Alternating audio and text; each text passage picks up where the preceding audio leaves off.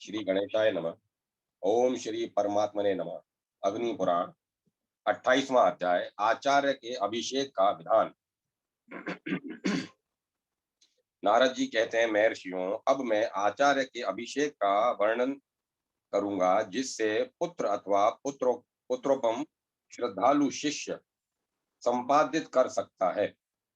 जिसे पुत्र अथवा पुत्रोपम श्रद्धालु शिष्य संपादित कर सकता है, इस अभिषेक से साधक सिद्धि का भागी होता है और रोगी रोग से मुक्त हो जाता है। राजा को राज्य और स्त्री को पुत्र की प्राप्ति होती है। इससे अंतःकरण के मल का नाश होता है। मिट्टी के बहुत से घड़ों में उत्तम रत्न रखकर एक स्थान पर स्थापित करें।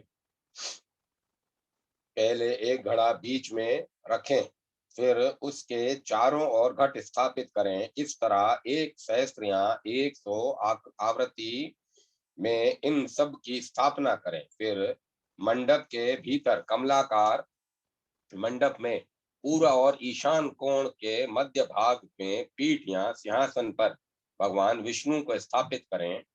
भगवान विष्णु को स्थापित करके पुत्र एवं साधक आदि का सकलीकरण करें। तदंतर शिष्य या पुत्र भगवत पूजन पूर्वक गुरु की अर्चना करके उन कलेशों के जल से उनका अभिषेक करें। उस समय गीत वाद का उत्सव होता रहे। फिर योग पीठ आदि गुरु को अर्पित कर दें और प्रार्थना करें, गुरुदेव आप हम सब मनुष्यों को कृपा पूर्वक अनुग्रहित करें। गुरु भी उनको समय दीक्षा के अनुकूल आचार का उपदेश दे। इससे गुरु और साधक की संपूर्ण मनोरथों के भागी होते हैं। इस प्रकार आदि अग्नय महापुराण के में आचार्य के अभिषेक की विधि का वर्णन नामक 28वां अध्याय पूरा हुआ। 29वां अध्याय मंत्र साधन विधि सर्वतोभद्रादि मंडलों का लक्षण। नारद जी कहते हैं, मुनिवरों, साधक को चाहिए कि वह देव मंदिर आदि में मंत्र की साधना करे। घर के भीतर शुद्ध भूमि पर मंडल में परमेश्वर श्री हरि का विशेष पूजन करके चौकोर क्षेत्र में मंडल आदि की रचना करे। 256 कोष्ठों में सर्वतोभद्र मंडल लिखे। क्रम यह है कि पूर्व से पश्चिम की ओर तथा उत्तर से दक्षिण की ओर बराबर 17 रेखाएं खींचे। ऐसा करने से 256 कोष्ठ हो जाएंगे। उनमें से बीच के 36 कोष्ठों को एक करके उनके द्वारा कमल बनावे अथवा उसे कमल का क्षेत्र निश्चित करे। इस कमल क्षेत्र के बाहर चारों ओर की एक एक पंक्ति को मिटाकर उसके द्वारा पीठ की कल्पना करे अथवा उसे पीठ समझे। फिर पीठ से भी बाहर की दो दो पंक्तियों का मार्जन करके उनके द्वारा विधि की कल्पना करे। फिर चारों दिशाओं में द्वार निर्माण करें। पूर्वोक्त पद्म क्षेत्र में सब और बाहर के बाहर के 12वें भाग को छोड़ दे और सर्व मध्य स्थान पर सूत्र रखकर पद्म निर्माण के लिए विभाग पूर्वक समान अनंतर रखते हुए सूत घुमाकर 3 वृत्त बनावे। इस तरह उस चौकोर क्षेत्र को प्रतुल गोल बना दे। इन तीनों में से प्रथम 2 कर्णिका का क्षेत्र है। प्रथम तो कर्णिका का क्षेत्र है, दूसरा केसर का क्षेत्र है और तीसरा दल संधियों का क्षेत्र है। शेष चौथा अंश दलाग्र भाग का स्थान है। कोण सूत्रों को फैलाकर कोण से दिशा के मध्य भाग तक ले जाएं तथा केसर के अग्र भाग में सूत रखकर दल संधियों को चिन्हित करें। फिर सूत गिराकर अष्ट दलों का निर्माण करे। दलों के मध्यगत अंतराल का जो मान है उसे मध्य में रखकर उससे दलाग्रह को घुमावे, तदंतर इसके भी अग्रभाग को घुमावे। उनके अंतराल मान को उनके पार्श्व भाग में रखकर ब्राह क्रम से एक एक दल में दो दो केसरों का उल्लेख करे।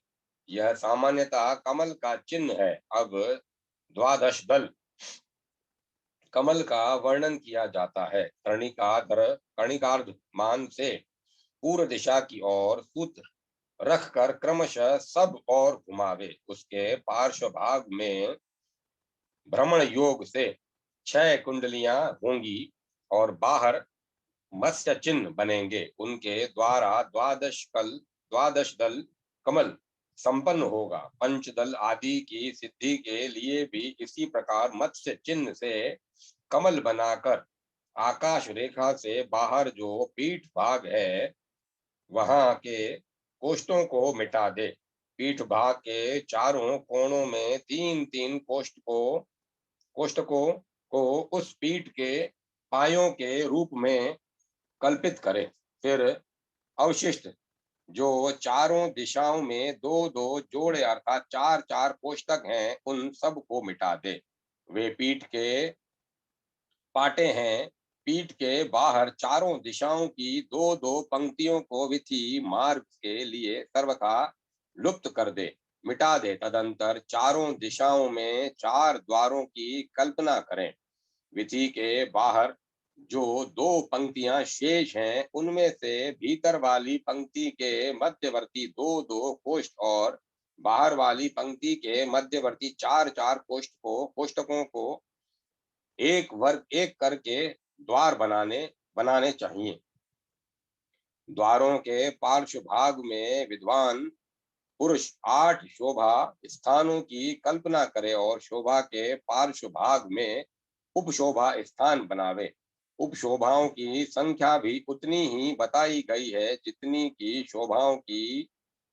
उपशोभाओं के समीप के स्थान कौन कहे गए हैं। तदंतर चारों दिशाओं में दो दो मध्यवर्ती कोष्ठकों का और उससे ब्राह पंक्ति के चार चार मध्यवर्ती कोष्ठकों का द्वार के लिए चिंतन करें। उन सब को एकत्र करके मिटा दें। इस तरह 4 द्वार बन गए। द्वार के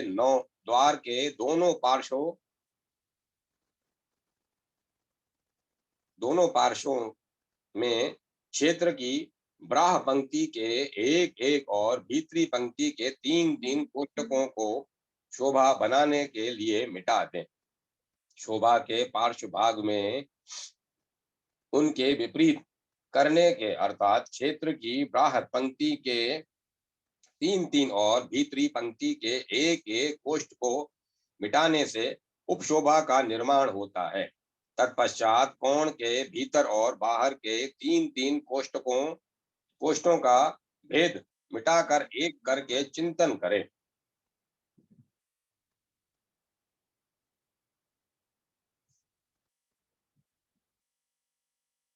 इस प्रकार 16-16 कोष्ठों से बनने वाले 256 कोष्ठ वाले मंडल का वर्णन हुआ। इसी तरह दूसरे मंडल भी बन सकते हैं। 12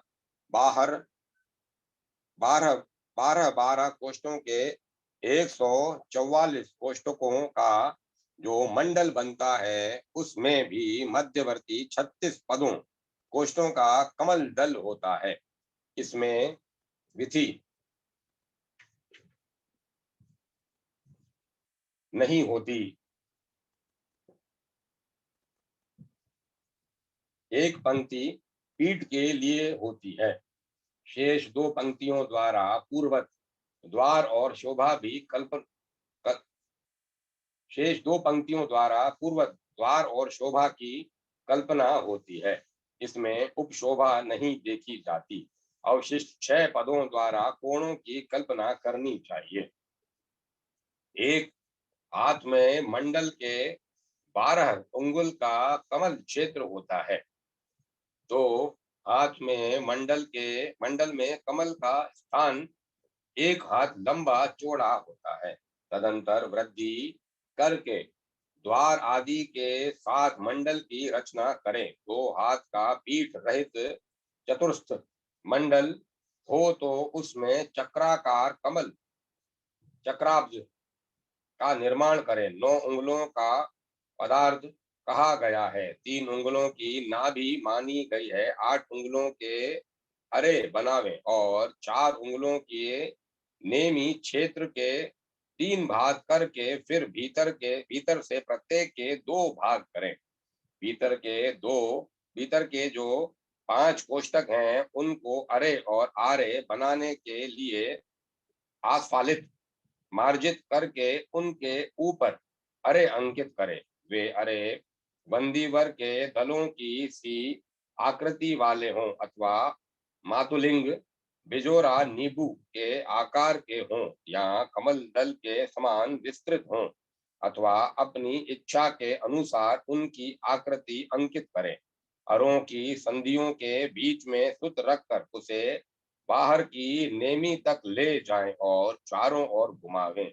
अरे के मूल भाग को उसके संधि स्थान में सूत्र रखकर घुमावें तथा अरे के मध्य में सूत्र स्थापन करके उस मध्य भाग के सब और संभाव से सूत्र को घुमावें। इस तरह घुमाने से मातुलिंग के समान अरे बन जाएंगे। 14 पदों के क्षेत्र को 7 भागों में बांटकर पुनः 2-2 भागों में बांटे अथवा पूर्व से पश्चिम तथा उत्तर से दक्षिण की ओर 15-15 समान रेखाएं खींचें। ऐसा करने से 196 कोष्ठक सिद्ध होंगे। वे सब कोष्ठक हैं वे जो कोष्ठक हैं उनमें से बीच के 4 कोष्ठों द्वारा भद्रमंडल लिखें। उसके चारों ओर वीथी के लिए स्थान छोड़ दें। फिर संपूर्ण दिशाओं में कमल रखें। उन कमलों के चारों ओर वीथी के लिए एक एक कोष्ठ का मार्जन कर दें। तत्पश्चात मध्य के 2-2 कोष्ठ ग्रीवा भाग के लिए विलुप्त कर दें। फिर बाहर के जो 4 कोष्ठ हैं उनमें से 3-3 को सब और मिटा दें। बाहर का एक एक कोष्ठ ग्रीवा के पार्श्व भाग में शेष रहने दें। उसे द्वार शोभा की संज्ञा दी गई है। बाह्य कोणों में 7 को छोड़कर भीतर भीतर के 3-3 कोष्ठों का मार्जन कर दें। इसे नवनाल या नवनाभ मंडल कहते हैं। उसकी 9 नाभियों में नवव्यूह स्वरूप श्री हरि का पूजन करें। 25 व्यूहों का जो मंडल है वह विश्वव्यापी है अथवा संपूर्ण रूपों में व्याप्त है। 32 हाथ अथवा कोष्ठ वाले क्षेत्र को 32 से भी बराबर बराबर विभक्त कर दें। अर्थात ऊपर से नीचे को 33 रेखाएं खींचकर उन पर 33 आड़ी रेखाएं खींचें। इससे 1024 कोष्ठक बनेंगे। इनमें से बीच के 16 कोष्ठों द्वारा भद्रमंडल की रचना करें। फिर चारों ओर की एक एक पंक्ति छोड़ दें। तत्पश्चात 8 दिशाओं में 16 कोष्ठकों द्वारा 8 भद्रमंडल रखें। इसे भद्राष्टक की संज्ञा दी गई है। इसके बाद की भी एक पंक्ति मिटाकर पुनः पूर्ववत 16 भद्रमंडल लिखें। तदंतर सब और की एक एक पंक्ति मिटाकर प्रत्येक दिशा में 3-3 के क्रम से 12 द्वारों की रचना करें। बाहर के 6 कोष्ठ मिटाकर बीच के पार्श्व भागों के 4 मिटा दें। फिर भीतर के 4 और बाहर के 2 कोष्ठ शोभा के लिए मिटावें। इसके बाद उपद्वार की सिद्धि के लिए भीतर के 3 और बाहर के 5 कोष्ठों का मार्जन करें। तत्पश्चात पूर्ववत शोभा की कल्पना करें। कोणों के बाहर के 7 और भीतर के 3 कोष्ठ मिटा दें। इस प्रकार जो पंच विंशति का व्यू मंडल तैयार होता है उसके भीतर की कमल कर्णिका में परब्रह्म परमात्मा का यजन करें। फिर पूर्वादि दिशाओं के कमलों में क्रमशः वासुदेव आदि का पूजन करें। तत्पश्चात पूर्ववर्ती कमल पर भगवान वराह का पूजन करके क्रमशः संपूर्ण अर्थात 25 व्यूहों की पूजा करें। यह क्रम तब तक चलता रहे जब तक 26वें तत्व परमात्मा का पूजन न संपन्न हो जाए। इस विषय इस विषय में प्रचेता का मत यह है कि एक ही मंडल में इन संपूर्ण कथित व्यूहों का क्रमशः पूजन यज्ञ संपन्न होना चाहिए। परंतु सत्य का कथन है कि मूर्ति भेद से भगवान के व्यक्तित्व में भेद हो जाता है, अतः सबका पृथक पृथक पूजन करना उचित है। 42 कोष्ठ वाले मंडल को आड़ी रेखा द्वारा क्रमशः विभक्त करें। पहले एक एक के 7 भाग करें, फिर प्रत्येक के 3-3 भाग और उसके भी 2-2 भाग करें। इस प्रकार 1764 कोष्ठक बनेंगे। बीच के 16 कोष्ठों से कमल बनावें। पार्श्व भाग में विधि की रचना करें, फिर 8 भद्र विधि बनावें। तदंतर 16 दल के कमल और विधि का निर्माण करें। तत्पश्चात क्रमशः 24 दल के कमल विधि, 32 दल के कमल विधि, 40 दल के कमल और विधि बनावें। तदंतर शेष 3 पंक्तियों के से द्वार शोभा और उपशोभाओं बनेंगी। संपूर्ण दिशाओं के मध्य भाग में द्वार सिद्धि के लिए 2, 4 और 6 कोष्ठकों को मिटावें। इसके बाहर भाग में शोभा तथा उपद्वार की सिद्धि के लिए 5, 3 और 1 कोष्ठ मिटावें। द्वारों के पार्श्व भागों के भीतर की ओर क्रमशः 6 तथा 4 कोष्ठ मिटावें और बीच के 2-2 कोष्ठ लुप्त कर दें। इस तरह 6 उपशोभाएं बन जाएंगी। एक एक दिशा में 4-4 शोभाएं हैं। 3-3 द्वार होंगे। कोणों के में प्रत्येक पंक्ति के 5-5 कोष्ठ छोड़ दें। वे कोण बनेंगे। इस तरह रचना करने पर सुंदर अभिष्ट मंडल का निर्माण होता है। इस प्रकार आदि आग्नेय महापुराण में सर्वत्रोभद्र आदि मंडल के लक्षण का वर्णन नामक 29वां अध्याय पूरा हुआ। 30वां अध्याय भद्र मंडल आदि की पूजन विधि का वर्णन। नारद जी कहते हैं, मुनिवरों, पूर्वोक्त भद्र मंडल के मध्यवर्ती कमल में अंगों सहित ब्रह्म का पूजन करना चाहिए। पूर्ववर्ती कमल में भगवान पद्मनाभ का, अग्निकोण वाले कमल में प्रकृति देवी का तथा दक्षिण दिशा के कमल में पुरुष की पूजा करनी चाहिए। पुरुष के दक्षिण भाग में अग्नि देवता की, नेतृत्व कोण में नेतृति की, पश्चिम दिशा वाले कमल में वरुण की, वायव्य कोण में वायु की, उत्तर दिशा के कमल में आदित्य की तथा ईशान कोण वाले कमल में ऋग्वेद एवं यजुर्वेद का पूजन करें। द्वितीय आवरण में इंद्र आदि दिक्पालों का और षोडश दल वाले कमल में क्रमशः सामवेद, अथर्ववेद, आकाश, वायु, तेज, जल, पृथ्वी, मन, श्रोत्र, त्वचा, नेत्र, रसना, घ्राणेन्द्रिय, भूरलोक, भूवरलोक और 16वें में स्वर्गलोक का पूजन करना चाहिए। तदंतर तृतीय आवरण में 24 दल वाले कमल में क्रमशः महरलोक, जनलोक, तपोलोक, सत्यलोक, अग्निष्टोम,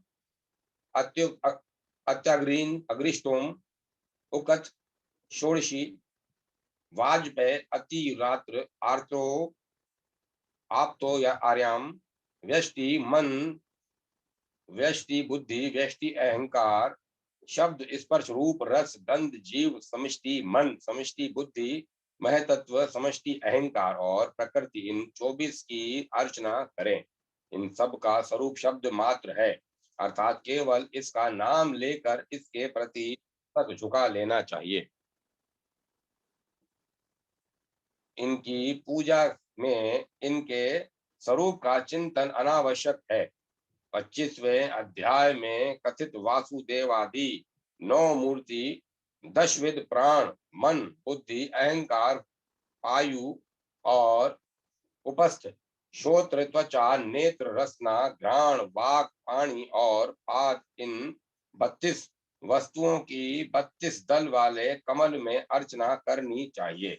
ये चौथे अवतार के देवता हैं। उक्त आवरण में इनका शांग्र एवं सपरिवार पूजन होना चाहिए। तदंतर ब्राह आवरण में पायु और उपस्थ की पूजा करके 12 मासों के 12 अधिपतियों का तथा परशोत्तम आदि 26 तत्वों का यजन करें।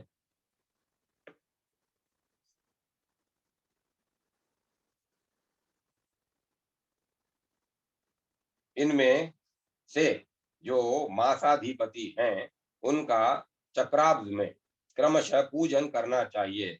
8, 6, 5 या 4 प्रकृतियों का भी पूजन नहीं वही करना चाहिए। तदंतर लिखित मंडल में विभिन्न रंगों के चूर्ण डालने का विधान है। कहाँ किस रंग के चूर्ण का उपयोग है यह सुनो। कमल की कर्णिका पीले रंग की होनी चाहिए। समस्त रेखाएं बराबर और श्वेत रंग की रहे। 2 हाथ के मंडल में रेखाएं अंगूठे के बराबर मोटी होनी चाहिए। इस एक हाथ के मंडल में इनकी मोटाई आधे अंगूठे के समान रखनी चाहिए। रेखाएं श्वेत बनाई जाएं। कमल को श्वेत रंग से और संधियों को काले या श्याम नीले रंग से रंगना चाहिए। केसर लाल पीले रंग के हों। कोणगत कोष्ठों को लाल रंग के चूर्ण से भरना चाहिए। इस प्रकार योग पीठ को सभी तरह के रंगों से यथेष्ट विभूषित करना चाहिए। लता लहरियों और पत्तों आदि से विधि की शोभा बढ़ावें। पीठ के द्वार को श्वेत रंग से सजावें और शोभा स्थानों को लाल रंग के चूर्ण से भरें। उपशोभाओं को नीले रंग से विभूषित करें। कोड़ों के शंखों को श्वेत चित्रित करें। यह भद्र मंडल में रंग भरने की बात बताई गई है। अन्य मंडलों में भी इसी तरह विविध रंगों के चूर्ण भरने चाहिए। त्रिकोण मंडल को श्वेत रक्त और कृष्ण रंग से अलंकृत करें। द्विकोण को लाल और पीले से रंगें। चक्राब्ज में जो नाभि स्थान है उसे कृष्ण रंग के चूर्ण से विभूषित करें। चक्राब्ज के अरों को पीले और लाल से रंगें। नेमी को नीले और लाल रंग से सजावें और बाहर की रेखाओं को श्वेत श्याम अरुण काले एवं पीले रंगों से रंगें। अगनी चावल का पिसा हुआ चूर्ण आदि श्वेत रंगों का काम करता है। कुसुम्भ आदि का चूर्ण लाल रंग की पूर्ति करता है। पीले रंग हल्दी के चूर्ण से तैयार होता है। इसे जले जले हुए चावल के चूर्ण से काले रंग की आवश्यकता पूर्ण होती है। शमी पत्र आदि से श्याम रंग का काम लिया जाता है। बीज मंत्रों का 1,00,000 जप करने से अन्य मंत्रों का उनके अक्षरों के बराबर 1,00,000 बार जप करने से विद्याओं को 1,00,000 जपने से बुद्ध विद्याओं को 10,000 बार जपने से स्तोत्रों का 1 सहस्त्र बार पाठ करने से अथवा सभी मंत्रों को पहली बार 1,00,000 जप करने से उन मंत्रों की तथा अपनी भी शुद्धि होती है। दूसरी बार 1,00,000 जपने से मंत्र क्षेत्रीकृत होता है। बीज मंत्रों का पहले जितना जप किया गया है उतना ही उनके लिए होम का भी विधान है। अन्य मंत्रादि के होम की संख्या पूर्व जप के दशांश में के तुल्य बताई गई है। मंत्र से पुरस्चरण करना हो तो एक एक मास का व्रत लें।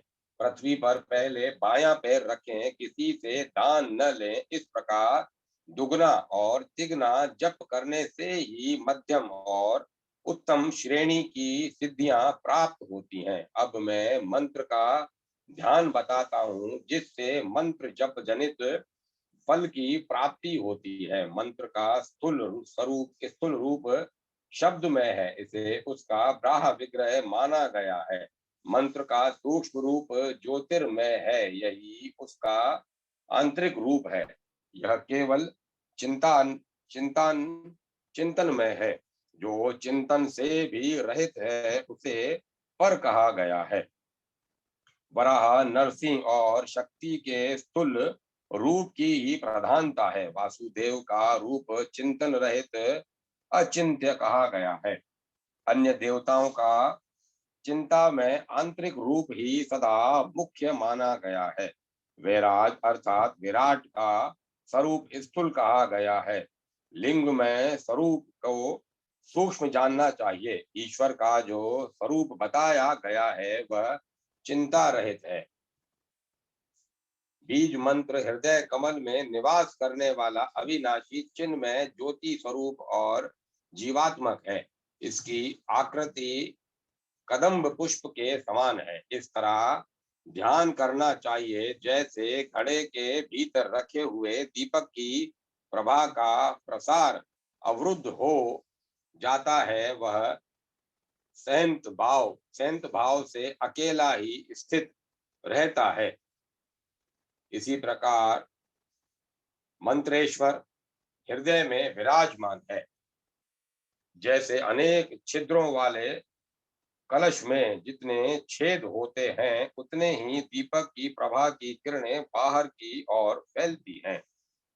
इसी प्रकार नाड़ियों द्वारा ज्योतिर्मय बीज मंत्र की रश्मियां आत्मा को प्रकाशित करते हुए देव देह को अपनाकर स्थित हैं।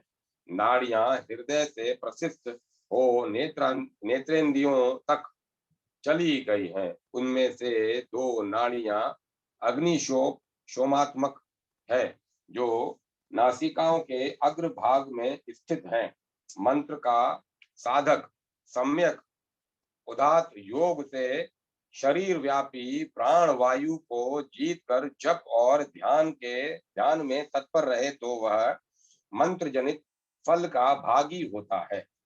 पंचभूत तन मात्राओं की शुद्धि करके योगाभ्यास करने वाला साधक यदि सकाम हो तो अणिमा आदि सिद्धियों को पाता है, और यदि विरक्त हो तो उन सिद्धियों को लांग कर चिन्मय स्वरूप से स्थित हो भूत मात्र से तथा इंद्र रूपी ग्रह से सर्वथा मुक्त हो जाता है। इस प्रकार आदि अग्नि महापुराण में भद्र मंडलादि विधि कथन नामक 30वां अध्याय पूरा हुआ। 31वां अध्याय अपामार्जन विधान एवं कुशामार्जन नामक स्तोत्र का वर्णन। अग्निदेव कहते हैं, मुने, अब मैं अपनी अर्थात दूसरों की रक्षा का उपाय बताऊंगा। इसका नाम है मार्जन या अपामार्जन। मार्जन या अपामार्जन यह वह रक्षा है जिसके द्वारा मानव दुख से छूट जाता है और सुख को प्राप्त कर लेता है।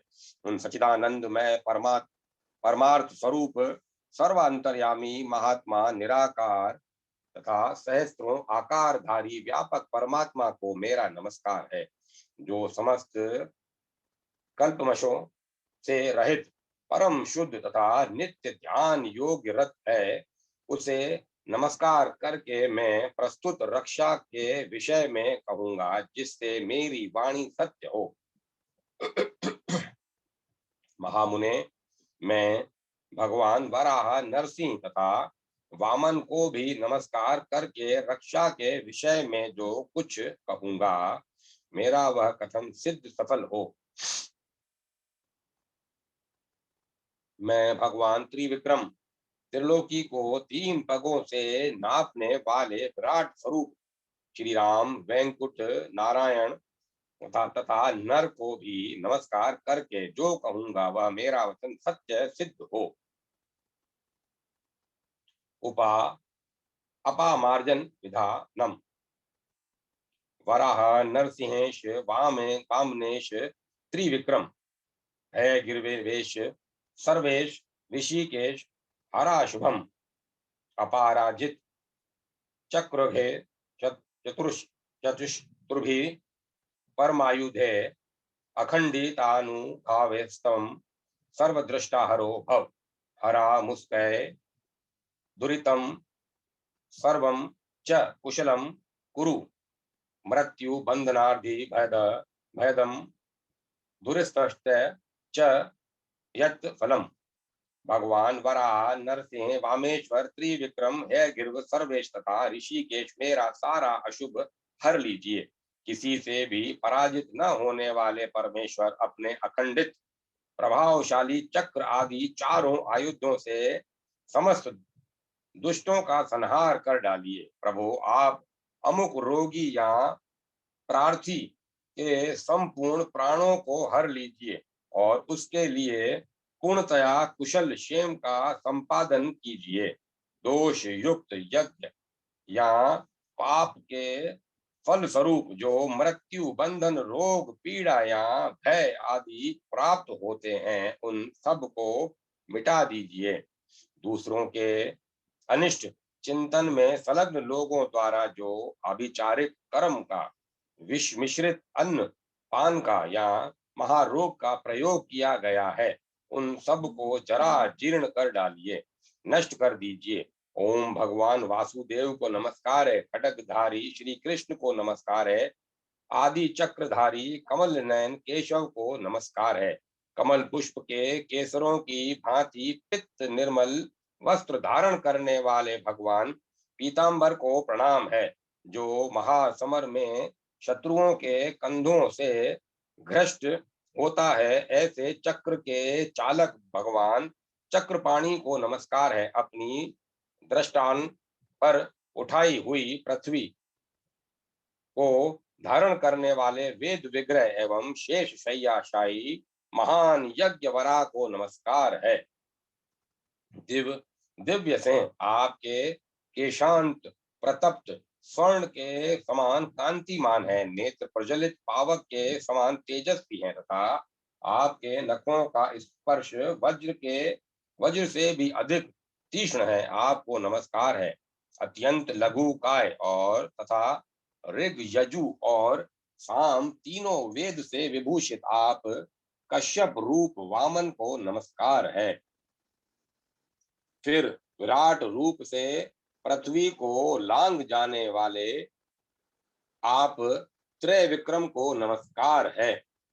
वरा रूपधारी नारायण समस्त पापों के फल रूप से प्राप्त संपूर्ण दुष्ट रोगों को कुचल दीजिए। बड़े बड़े दाढ़ों वाले महावरा पाप जनित फल को मसल डालिए, नष्ट कर दीजिए। विकटानन नरसिंह आपका दंत प्रांत अग्नि के समान ज्वाजल्यमान है। आरती नाशन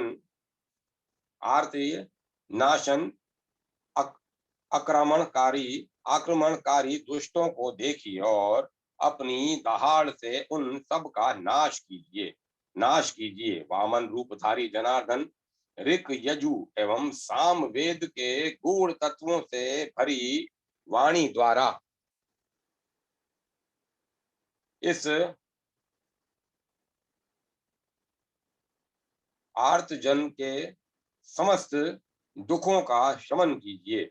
गोविंद इसके त्रिदोषज सन्निपातज आगंतुक एकाहिक द्राहिक त्राहिक तथा अत्यंत उग्र चातुर्थिक ज्वर को एवं सतत बने रहने वाले ज्वर को भी शीघ्र शांत कीजिए। इसकी वेदना को मिटा दीजिए, मिटा दीजिए। इस दुखिया के नेत्र रोग, शिरो रोग, उदर रोग, श्वास रोग, अति श्वास, दमा, परिताप, कंपन, गुद रोग, नासिका रोग, पाद रोग, कुष्ठ रोग, क्षय रोग, कामला आदि अत्यंत दारुण प्रमेह, भगंदर, अतिसार, मुख रोग, वलगुली, अश्मिरा, पथरी, मूत्रकृश तथा अन्य महाभयंकर रोगों को भी दूर कीजिए। भगवान वासुदेव के संकीर्तन मात्र से जो भी वातज, पित्तज, कफज, सन्निपातज, आगंतुक तथा लुता, मकरी, विस्फोटक, विस्फोट, फोड़े आदि रोग हैं, वे सभी अपमार्जित होकर शांत हो जाएं। वे सभी भगवान विष्णु के नामोच्चारण के प्रभाव से विलुप्त हो जाएं। वे समस्त रोग श्री हरि के चक्र से प्रतिहत होकर श्रेय को प्राप्त हों। अच्युत, अनंत एवं गोविंद इन नामों के उच्चारण रूप औषध से संपूर्ण रोग नष्ट हो जाते हैं। यह मैं सत्य सत्य कहता हूँ। स्थावर, जगम, कृत्रिम, दंतोद्भुत, दंतोद्भुत, दंतोद्भुत, नखोद्भुत, आकाशोद्भुत तथा लुतादि से उत्पन्न एवं अन्य जो भी दुख प्रद विषय विष हों, भगवान वासुदेव का संकीर्तन उनका प्रशमन करे। बाल रूपधारी श्री हरि श्री कृष्ण के चरित्र का कीर्तन ग्रह, प्रेत ग्रह, डाकिनी ग्रह, बेताल, पिशाच, गंधर्व, यक्ष, राक्षस, कुशकुनी, पूतना आदि ग्रह, विनायक ग्रह, मुख, मणिका, क्रूर, रेवती, वृद्ध रेवती, वृद्धि का नाम से प्रसिद्ध उग्र ग्रह एवं मात्र ग्रह, इन सभी बाल ग्रहों का नाश करें। भगवान आप नरसिंह के दृष्टिपात से जो भी वृद्ध, बाल तथा युवा ग्रह हों, वे दग्ध हो जाएं। जिनका मुख सटा समूह से विकराल प्रतीत होता है, वे लोकहितैषी महाबलवान भगवान नरसिंह समस्त बाल ग्रहों को निशेष कर दें। महासिंह नरसिंह ज्वाला मालाओं से आपका मुखमंडल उज्जवल हो रहा है। अग्नि लोचन सर्वेश्वर समस्त ग्रहों का भक्षण कीजिए, भक्षण कीजिए। वासुदेव आप सर्वात्मा परमेश्वर जनार्दन हैं।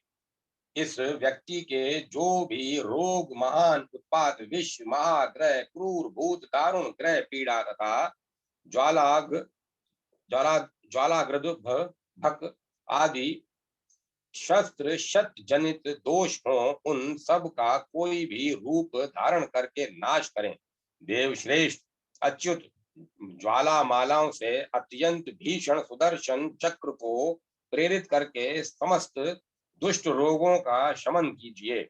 महाभयंकर सुदर्शन, तुम प्रचंड ज्वालाओं से सुशोभित और महान शब्द करने वाले हो, अतः संपूर्ण दुष्ट राक्षसों का संहार करो, संहार करो।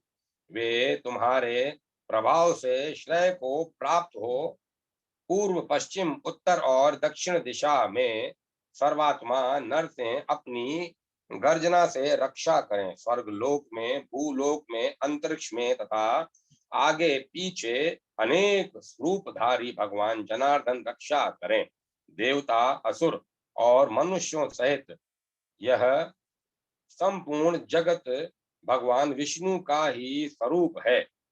इस सत्य के प्रभाव से इसके दुष्ट रोग शांत हों। श्री विष्णु के स्मरण मात्र से पाप समूह तत्काल नष्ट हो जाते हैं। इस सत्य के प्रभाव से इनके समस्त दूषित रोग शांत हो जाएं। यज्ञेश्वर विष्णु देवताओं द्वारा प्रशंसित होता है, प्रशंसित होते हैं। इस सत्य के प्रभाव से मेरा कथन सत्य हो शांति हो, मंगल हो, इसका दुष्ट रोग शांत हो। मैंने भगवान वासुदेव के शरीर से प्रादुर्भूत कुशों से इसके रोगों को नष्ट किया है। नर नारायण और गोविंद इसका अपामार्जन करें। श्री हरि के वचन से इसके संपूर्ण दुखों का शमन हो जाए। समस्त रोगादि के निवारण के लिए अपामार्जन स्तोत्र प्रशस्त है। वे मैं श्री हरि हूँ, कुशा विष्णु है। मैंने तुम्हारे रोगों का नाश कर दिया है। अपामार्जन स्तोत्र प्रशस्त है। समस्त रोगादि के निवारण के लिए अपामार्जन स्तोत्र प्रशस्त है। मैं श्री हरि हूँ, कुशा विष्णु है। मैंने तुम्हारे रोगों का नाश कर दिया है। इस प्रकार आदि आग्नेय महापुराण में कुशा अपामार्जन स्तोत्र का वर्णन नामक 31वां अध्याय पूरा हुआ। 32वां अध्याय निर्वाणादि दीक्षा की सिद्धि के उद्देश्य से संपादनीय संस्कारों का वर्णन। अग्निदेव कहते हैं, ब्राह्मण बुद्धिमान पुरुष निर्वाणादि दीक्षाओं में 39 संस्कार करावे। उन संस्कारों का वर्णन सुनिए जिनसे मनुष्य देवतुल्य हो जाता है। सर्वप्रथम योनि में गर्भाधान, तदंतर पुंसवान संस्कार करें। फिर सीमोन्तोन्नयन, जातकर्म, नामकरण, अन्न प्राशन, चूड़ाकर्म, चार ब्रह्मचर्य व्रत, वैष्णवी, पार्थी, भौतिकी और श्रोति की गोदान, समावर्तन, 7 पाक यज्ञ, अष्ट का अनवष्ट का पावरण, श्राद्ध, श्रावणी, आग्रहणी, नेत्र चेत्री एवं आशेवजी, 7 हविर्यज्ञ, आधान, अग्निहोत्र, दर्श, पौर्णमास, चतुर्मास्य, पशुबंध तथा सोत्रामणि, 7 सोम संस्थाएं, यज्ञ श्रेष्ठ, अग्निहोष्टम, अत्यग्निहोष्टम, अकथ्य, शोची, वाजपेय, अति रात्र एवं आप्तवर्याम, सहस्त्रेश यज्ञ, हिरणाग्नि, हिरणाक्ष, हिरण्यमित्र, हिरण्यपाणी, हेमाक्ष, हेमांग, हेमसूत्र, हिरण्यास्य, हिरणांग, हेम जीव, हेमण्यवान और सब यज्ञों का स्वामी अश्वमेघ यज्ञ तथा 8 गुण सर्वभूत दया, क्षमा, आर्जव, शोच, अनायास, मंगल, अकर्पणयता और अस्पृहया ये संस्कार करें। इष्ट देव के मूल मंत्र से 100 आहुतियां दें। सौर, शाक्त, वैष्णव तथा शैव सभी दीक्षाओं में से समान माने गए हैं। इन संस्कारों से संस्कृत होकर मनुष्य भोग मोक्ष को प्राप्त करता है। वह संपूर्ण रोगादि से मुक्त होकर देववत हो जाता है। मनुष्य अपने इष्ट देवता के जप, होम, पूजन तथा ध्यान से इच्छित वस्तुओं को प्राप्त करता है। इस प्रकार आदि अग्नेय महापुराण में निर्वाण आदि दीक्षा की सिद्धि के उद्देश्य से संपादनीय संस्कारों का वर्णन नामक 32वां अध्याय पूरा हुआ। 33वां अध्याय पवित्रारोपण, भूत शुद्धि, योग पीठस्थ देवताओं तथा प्रधान देवता के पार्षद आवरण देवों की पूजा। अग्निदेव कहते हैं, मुने अब मैं पवित्रारोपण की विधि बताऊंगा। वर्ष भर की पूजा विधान की संपूर्ण त्रुटियों का दोष दूर करके उस कर्म की सांगोपांग संपन्नता एवं उससे समस्त इष्ट फलों की प्राप्ति के लिए पवित्रारोपण अत्यंत आवश्यक कर्म है। इसे न करने पर मंत्र साधक या उपासकों को सिद्धि से वंचित होना पड़ता है, जैसा कि आचार्य सोमेशंभु ने कहा है।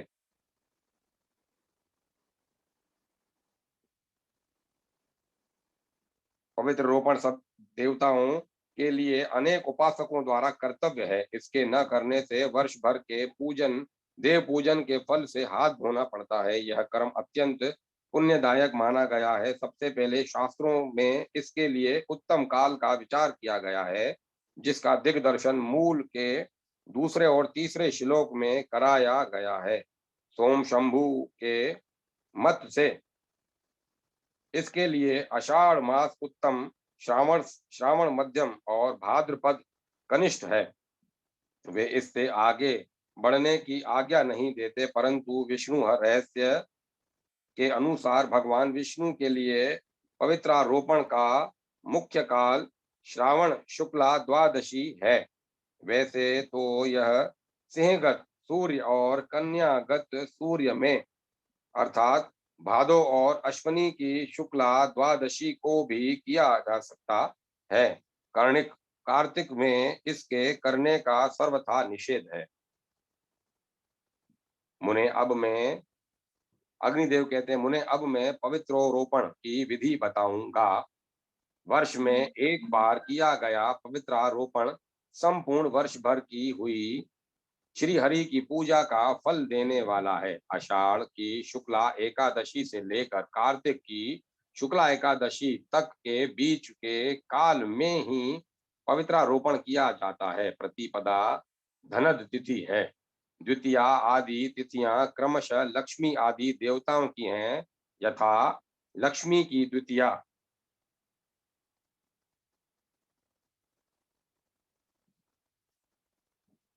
गौरी की तृतीया, गणेश की चतुर्थी, सरस्वती तथा नाग देवताओं की पंचमी, स्वामी कार्तिकेय की षष्ठी, सूर्य की सप्तमी, मातृकाओं की अष्टमी, दुर्गा की नवमी, नागों या यमराज की दशमी, ऋषियों तथा भगवान विष्णु की एकादशी, श्री हरि की द्वादशी, कामदेव की त्रयोदशी, शिव की चतुर्दशी तथा ब्रह्मा की पूर्णमासी एवं अमावस्या तिथि है।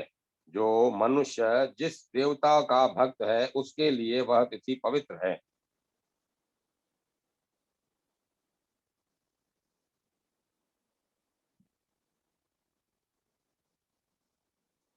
पवित्रारोपण की विधि सब देवताओं के लिए समान है। केवल मंत्र आदि प्रत्येक देवताओं के लिए पृथक पृथक बोलें। पवित्र बनाने के लिए सोने चांदी और तांबे के तार और तथा कपास आदि के सूत होने चाहिए। ब्राह्मणी के हाथ का काता हुआ सूत सर्वोत्तम है। वह न मिले तो किसी भी सूत को उसका संस्कार करके उपयोग में लाना चाहिए। सूत को तिगुना करके उसे पुनः तिगुना करें और उसी से तथा अर्थात 9 तंतुओं द्वारा पवित्रक बनावें। 108 से लेकर अधिक तंतुओं द्वारा निर्मित पवित्रक उत्तम आदि की श्रेणी में गिना जाता है। पवित्रता रोपण में के पूर्व इष्ट देवता से इस प्रकार प्रार्थना करें, प्रभु क्रिया लोप जनित दोष को दूर करने के लिए आपने जो साधन बताए हैं दे साधन बताए हैं देव, वही मैं कर रहा हूँ। जहाँ जैसा पवित्र आवश्यक है वहां के लिए वैसा ही पवित्र अर्पित होगा। नाथ, आपकी कृपा से इस कार्य में कोई विघ्न बाधा न आवे। अविनाशी परमेश्वर आपकी जय हो। इस प्रकार प्रार्थना करके मनुष्य पहले इष्ट देव के मंडल के लिए गायत्री मंत्र से पवित्र बांधे। इष्ट देव नारायण के लिए गायत्री मंत्र इस प्रकार है, ओम नमो नारायण विद्महे वासुदेवाय धीमहि तन्नो विष्णु प्रचोदयात्।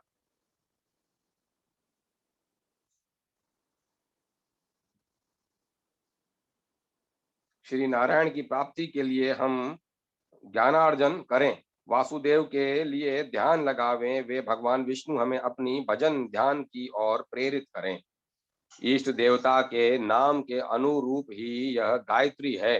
देव प्रतिमाओं पर अर्पित करने के लिए अनेक प्रकार का पवित्रक होता है। एक तो विग्रह की नाभि तक पहुंचता है, दूसरा जांघों तक और तीसरा घुटनों तक पहुंचता है। ये क्रमशः कनिष्ठ, मध्यम और तथा उत्तम श्रेणी के में परिगणित हैं। एक चौथा प्रकार भी है जो पैरों तक लटकता है। यह पैरों तक लटकाने वाला पवित्रक वनमाला कहा जाता है। वह 1008 तंतुओं से तैयार किया जाता है। इसका माहात्म्य सबसे अधिक है। साधारण माला अपनी शक्ति के अनुसार बनाई जाती है अथवा वह 16 अंगुल से दुगनी बड़ी होनी चाहिए। कर्णिका, केसर और दल आदि से युक्त जो यंत्र या चक्र आदि मंडल हैं, उस मंडल को जो नीचे से ऊपर तक ढक ले, ऐसा पवित्रक उसके ऊपर चढ़ाना चाहिए।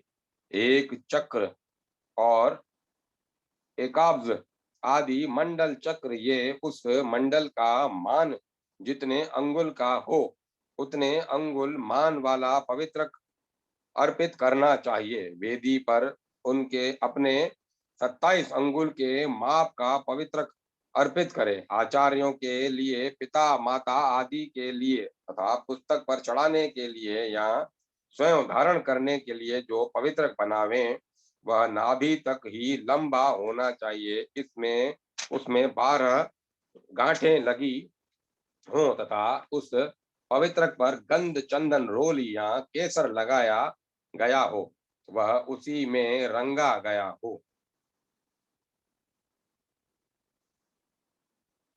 ब्राह्मण वनमाला में दो दो अंगुल की दूरी पर क्रमशः 108 गांठें रहनी चाहिए अथवा कनिष्ठ, मध्यम तथा उत्तम पवित्रक में क्रमशः 12, 24 तथा 36 गांठें रखनी चाहिए। मंद, मध्यम और उत्तम मालार्थी पुरुष को अनामिका, मध्यमा और अंगुष्ठ से ही पवित्र माला ग्रहण करनी चाहिए अथवा कनिष्ठ आदि नाम वाले पवित्रक के समान रूप से 12 ही गांठें रहनी चाहिए। केवल तंतुओं की संख्याओं में और लंबाई में भेद होने से उनकी भिन्न संज्ञाएं मानी जाती हैं। सूर्य, कलश तथा अग्नि आदि के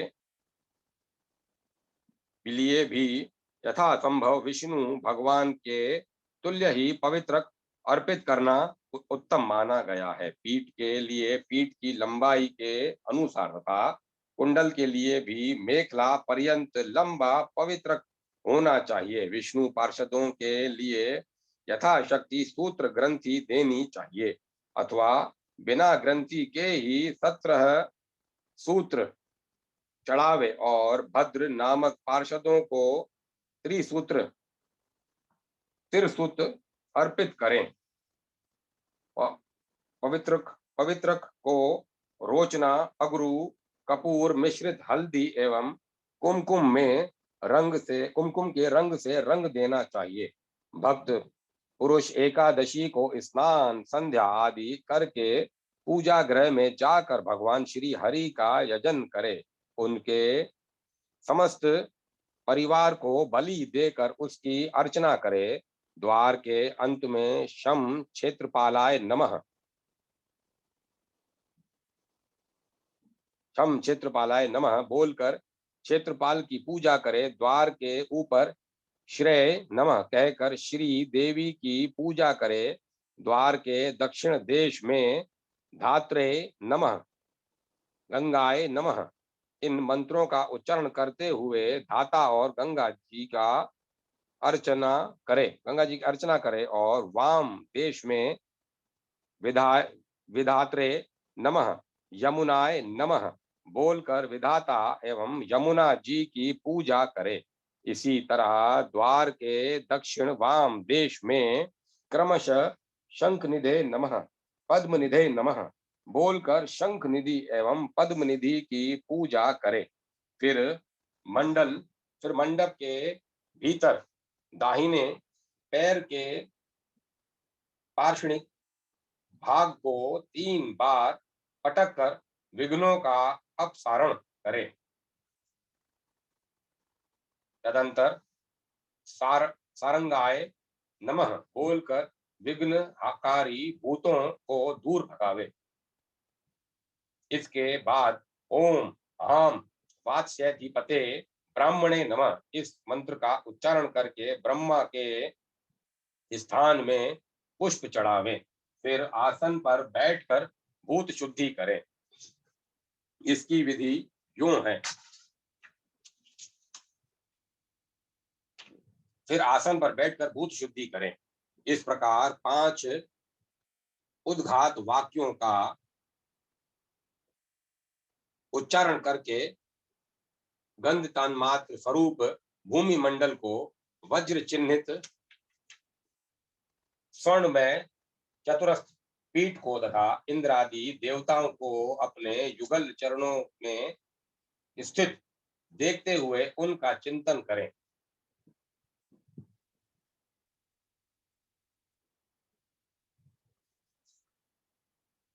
इस प्रकार शुद्ध हुए गंध तन मात्र को रस तन मात्र से लीन करके उपासक इसी क्रम से रस तन मात्र का रूप तन मात्र में संहार करे। इसमें मंत्र कहे गए हैं गंध तन मात्र का, रस तन मात्र का, रूप तन मात्र का, स्पर्श तन मात्र का। तो इन मंत्रों को मैं नहीं पढ़ते हुए आगे बढ़ता जा रहा हूं, सीधे जो सार लिखा हुआ उसको पढ़ रहा हूं।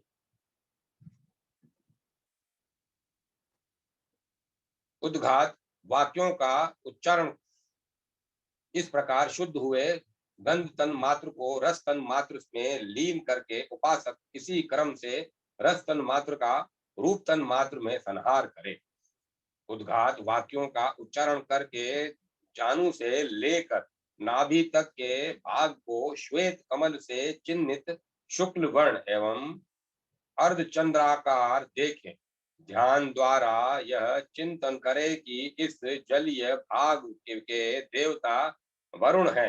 उक्त 4 उदातों के उच्चारण से रस तन मात्रा की शुद्धि होती है।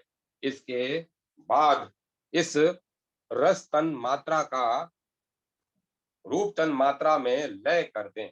इन 3 उद्घातक वाक्यों का उच्चारण करके नाभि से लेकर कंठ तक के भाग में त्रिकोणाकार अग्निमंडल का चिंतन करें। इसका रंग लाल है, वह स्वस्तिकार चिन्ह से चिन्हित है। इसके आदि देवता अग्नि है। इस प्रकार ध्यान करके शुद्ध किए हुए रूप तन मात्र को स्पर्श तन मात्र में लीन करें। तत्पश्चात इन 2 उद्घात वाक्यों के उच्चारण पूर्वक कंठ से लेकर नासिका के बीच के भाग में गोलाकार वायुमंडल का चिंतन करें।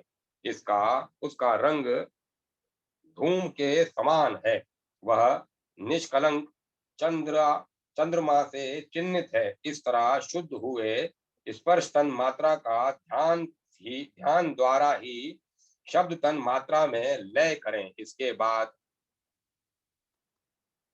ओम हूं हम फट हूं शब्द तन मात्रा सनारमी नमः इस प्रकार उद्घात वाक्य से शुद्ध स्फटिक के समान आकाश का नासिका से लेकर शिखा तक के भाग में चिंतन करें। फिर उस शुद्ध हुए आकाश का अहंकार में उपसंहार करें। तत्पश्चात क्रमशः शोषण आदि के द्वारा देह की शुद्धि करें।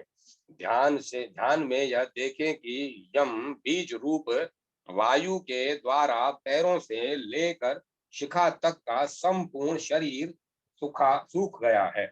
फिर रम बीज द्वारा अग्नि को प्रकट करके देखें कि सारा शरीर अग्नि की ज्वालाओं में आ गया और जलकर भस्म हो गया। इसके बाद बम बीज का उच्चारण करना करके भावना करें कि ब्रह्मरंध्र से अमृत का बिंदु प्रकट हुआ है। इससे जो अमृत की धारा प्रकट हुई है उसने शरीर के उस भस्म को अपलावित कर दिया है।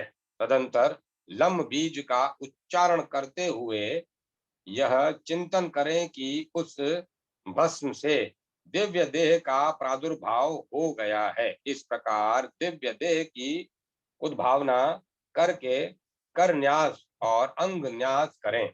इसके बाद मानस याग का अनुष्ठान करें। हृदय कमल में मानसिक पुष्प आदि उपचारों द्वारा मूल मंत्र से अंगों सहित देवेश्वर भगवान विष्णु का पूजन करें। वे भगवान भोग और मोक्ष देने वाले हैं।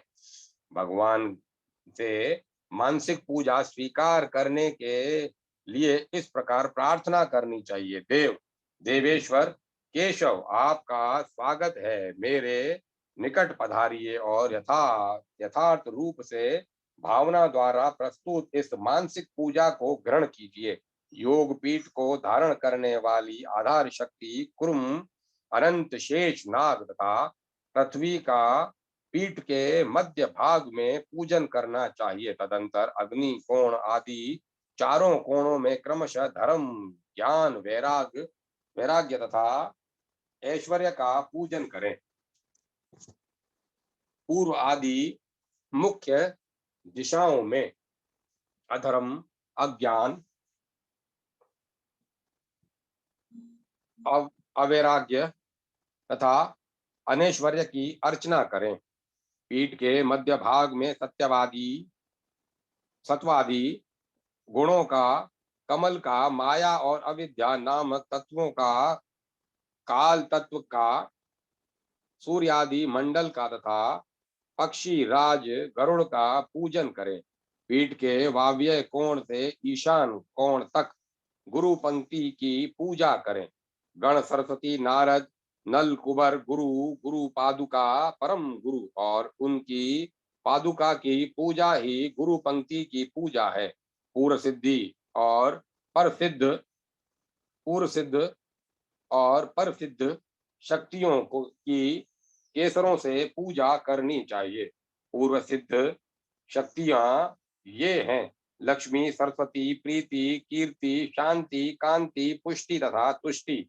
इनकी क्रमशः पूर्व आदि दिशाओं से पूजा की जानी चाहिए। इसी तरह इंद्र आदि 10 दिक्पालों का भी उनकी दिशाओं में पूजन आवश्यक है। इन सब के बीच में श्री हरि विराजमान है। पर सिद्धा शक्तियां घृति, श्री, रति तथा कांति आदि है। मूल मंत्र से भगवान अच्युत की स्थापना की जाती है।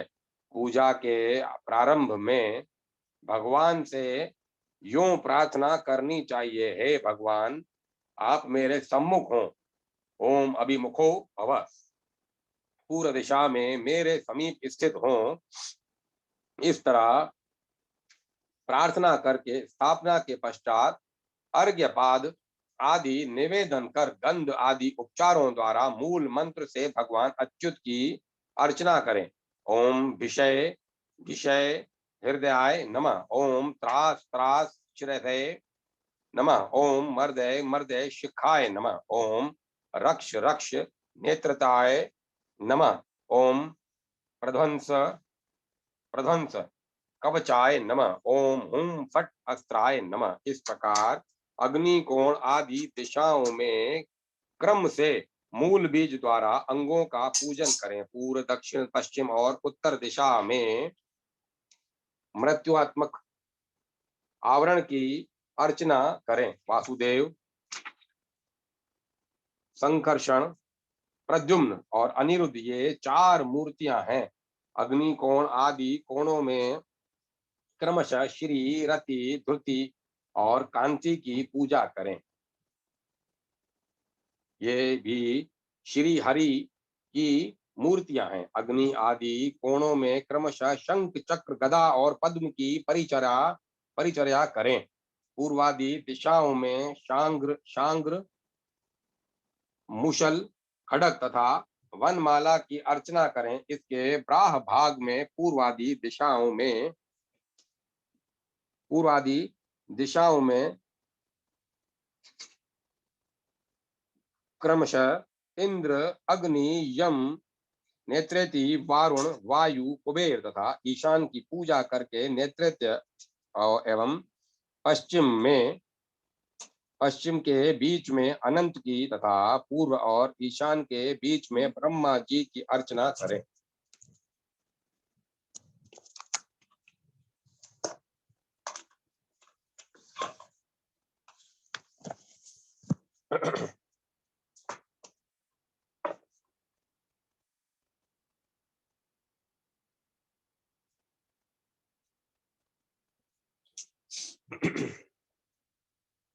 इसके ब्राह भाग में वज्र आदि अस्त्र में आवरणों का पूजन करें। इनके लिए ब्राह भाग के में दिक्पालों के वाहन रूप आवरण पूजनीय होते हैं। पूर्वादि के क्रम से ऐरावत, छाग, भैंसा, वानर, मत्स्य, मृग, शश, खरगोश, वृषभ, क्रुम आदि हंस, इनकी पूजा करनी चाहिए। इनके भी ब्राह भाग में प्रश्न, गर्भ और कुमुद आदि द्वारपालों की पूजा की विधि कही गई है। पूर्व से लेकर उत्तर तक प्रत्येक द्वार पर दो दो द्वारपालों की पूजा आवश्यक है। तदंतर श्री हरि को नमस्कार करके ब्राह भाग में बलि अर्पण करें। ओम विष्णु पार्षदभ्यो नमः बोलकर बलि पीठ पर उनके लिए बलि समर्पित करें। ईशान कोण में ओम विषाय विश्वक्सेन सेनात्मने नमः इस मंत्र से विश्वक्सेन की अर्चना करें। इसके बाद भगवान के दाहिने हाथ में रक्षा सूत्र बांधें। उस समय भगवान से इस प्रकार कहें, प्रभु, जो 1 वर्ष तक निरंतर की हुई आपकी पूजा में के संपूर्ण फल की प्राप्ति के में हेतु है, वह पवित्रारोहण या पवित्रारोपण कर्म होने वाले हैं। इसके लिए यह कौतुक मंगल सूत्र धारण कीजिए। ओम नमः। इसके बाद भगवान के समीप उपवास आदि का नियम ग्रहण करें और इस प्रकार कहें, मैं उपासक के साथ नियम पूर्वक रहकर इष्ट देव को संतुष्ट करूंगा। देवेश्वर, आज से लेकर जब तक वैश्विक विशेष उत्सव का दिन न आ जाए, तब तक काम, क्रोध आदि सारे दोष मेरे पास किसी तरह भी न फटकने पावे। व्रती यजमान यदि उपवास करने में असमर्थ हो तो नक्त व्रत रात में भोजन किया करें। हवन करके भगवान की स्तुति के बाद उनका विसर्जन करें। भगवान का नित्य पूजन लक्ष्मी की प्राप्ति कराने वाला है। ओम ह्रीं श्रीं श्रीधराय त्रिलोक्याय मोहनाय नमः यह भगवान की पूजा के लिए मंत्र है। इस प्रकार आदि अग्नि महापुराण में सर्वदेव साधारण पवित्रारोपण विधि कथन का नामक 33वां अध्याय पूरा हुआ। 34वां अध्याय पवित्रारोपण के लिए पूजा होमादि की विधि। अग्निदेव कहते हैं, मुनीश्वर, निम्नांकित मंत्र का उच्चारण करते हुए साधक याग मंडप में प्रवेश करे और सजावट से यज्ञ के स्थान की शोभा बढ़ावे तथा निम्नांकित श्लोक पढ़कर भगवान को नमस्कार करे। वेदों तथा ब्राह्मणों के हितकारी देवता अवत्यामा भगवान श्रीधर को नमस्कार है। ऋग्वेद, यजुर्वेद तथा सामवेद आपके स्वरूप हैं। शब्द मात्र आपके शरीर हैं। आप भगवान विष्णु को नमस्कार है। सायंकाल सर्वतो भद्रादि मंडल की रचना करके यजन पूजन संबंधी द्रव्यों का संग्रह करे। हाथ पैर धो ले। सब सामग्री की को यथास्थान जांच कर हाथ में अर्घ्य लेकर मनुष्य उसके जल से अपने मस्तक को सींचे, फिर द्वार देश आदि में भी जल छिड़के। तदंतर द्वारस्थ देवताओं का पूजन आरंभ करे। पहले तोरणेश्वरों की भली भांति पूजा करे। पूर्वादि दिशाओं के क्रम से अश्वत्थ, अंबुदर, अदुम्बर, वट तथा पाकर ये वृक्ष पूजनीय हैं। इनके सिवाय पूर्व दिशा में ऋग्वेद इंद्र तथा शोभन की, दक्षिण में यजुर्वेद यम तथा सुभद्र की, पश्चिम में सामवेद वरुण तथा सुधनवा की, और उत्तर में अथर्ववेद सोम एवं सुहोत्र की अर्चना करे। तोरण फाटक के भीतर पताकाएं फहराई जाएं, दो दो कलश स्थापित हों और कुमुद आदि दिग्गजों का पूजन करें। प्रत्येक दरवाजे पर दो दो द्वारपालों की उनके नाम मंत्र से ही पूजा की जाए। पूर्व दिशा में पूर्व और पुष्कर का, दक्षिण दिशा में आनंद और नंदन का, पश्चिम में वीरसेन और सुषेण का तथा उत्तर दिशा में संभव और प्रभव नामक द्वारपालों का पूजन करना चाहिए। अस्त्र मंत्र फट के उच्चारण पूर्वक फूल बिखेर कर विघ्नों का अपसारण करने के पश्चात मंडप के भीतर प्रवेश करें।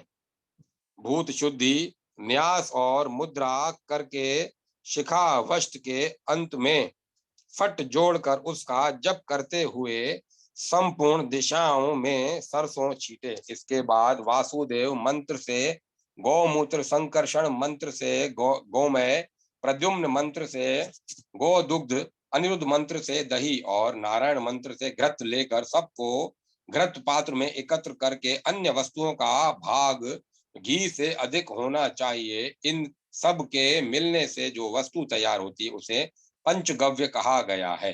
पंचगव्य 1, 2 या 3 बार अलग अलग बनावें। इनमें से एक तो मंडप तथा वहां की वस्तुओं का प्रोक्षण करने के लिए है।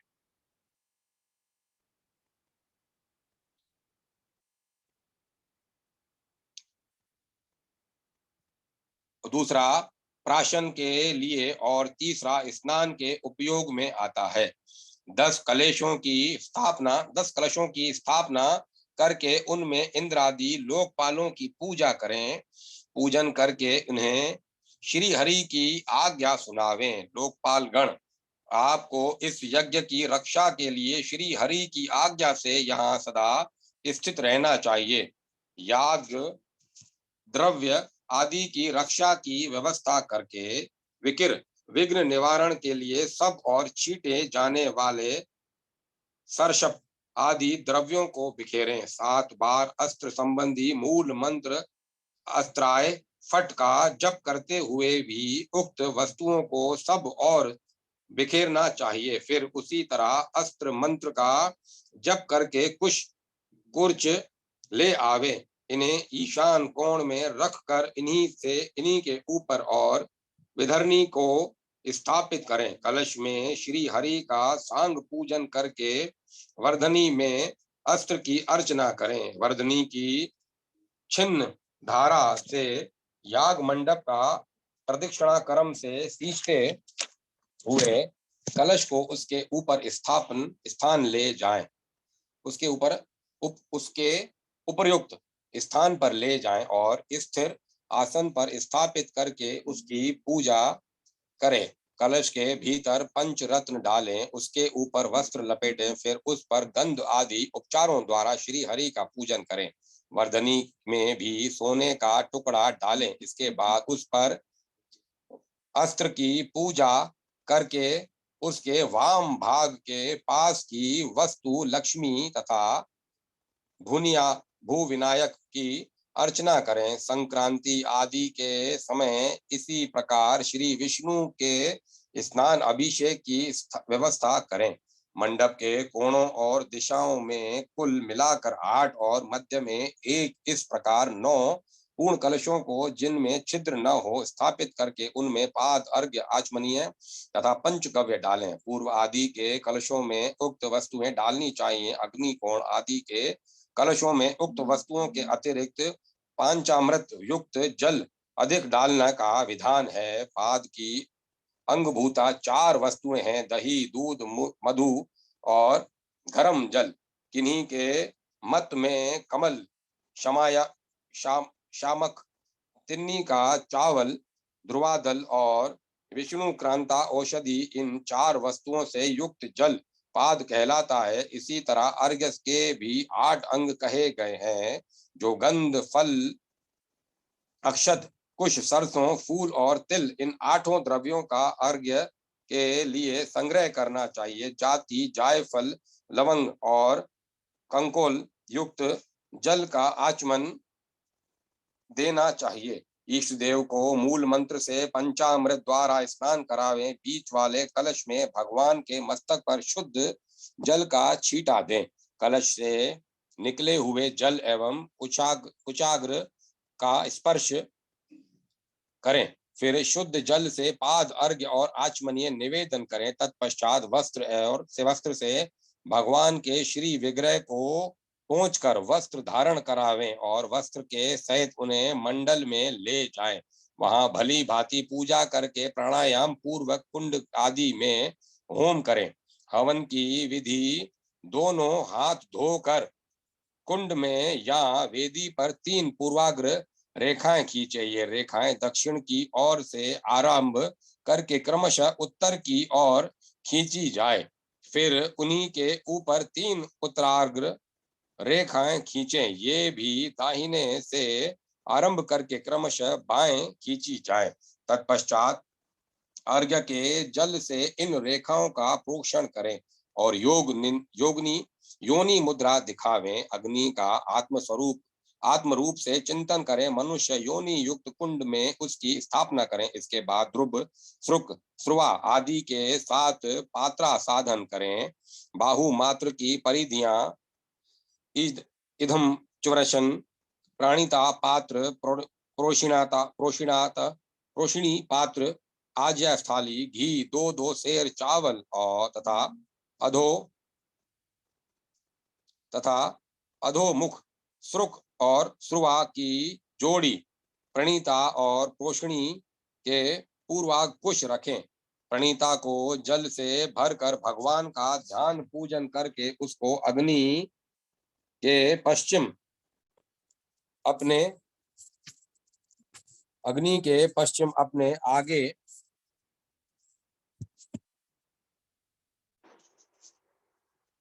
और आसादी द्रव्यों के मध्य में रखें। प्रोषणी को जल से भरकर पूजन के पश्चात दाहिने रखें। आग पर चरु को चढ़ाकर पकावें और अग्नि से दक्षिण दिशा में ब्रह्मा जी की स्थापना करें। कुंड या वेदी के चारों ओर पूर्वादि दिशा में कुश बहिर्ष बिछाकर परिधियों को स्थापित करें। तदंतर गर्भाधान आदि संस्कार के द्वारा अग्नि का वैष्णवीकरण करें।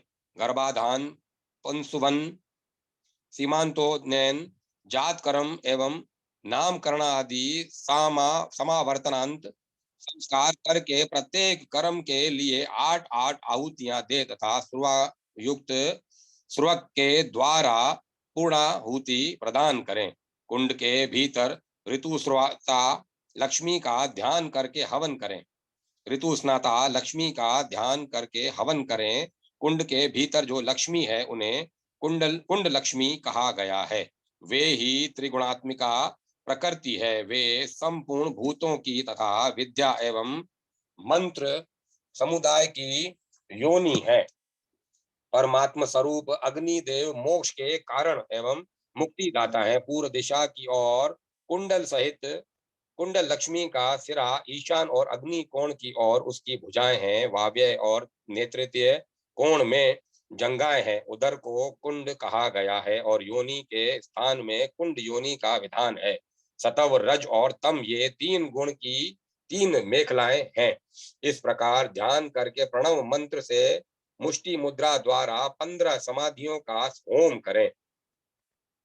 फिर वायु से लेकर अग्नि कोण तक आघार नाम नामक 2 आहुतियां दें। इसी तरह आग्नेय से ईशान तक आज्य भाग नामक आहुतियों का हवन करें। आज्या स्थायी में से उत्तर दक्षिण और मध्य भाग में घृत लेकर द्वादशांत से अर्थात मूल को बाहर बार जब 12 बार जप कर अग्नि में भी उन्हीं दिशाओं में उसकी आहुति दें और वहीं उसका त्याग करें।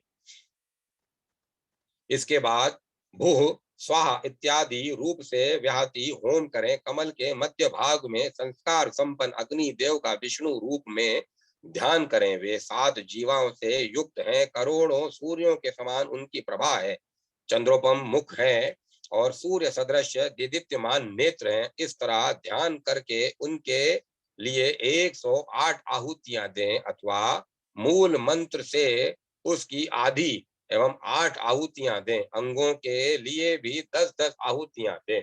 इस प्रकार आदि अग्नि महापुराण में पवित्रारोपण संबंधी पूजा होम विधि का वर्णन विषयक 34वां अध्याय पूरा हुआ। अब मैं कथा को विराम देता हूँ।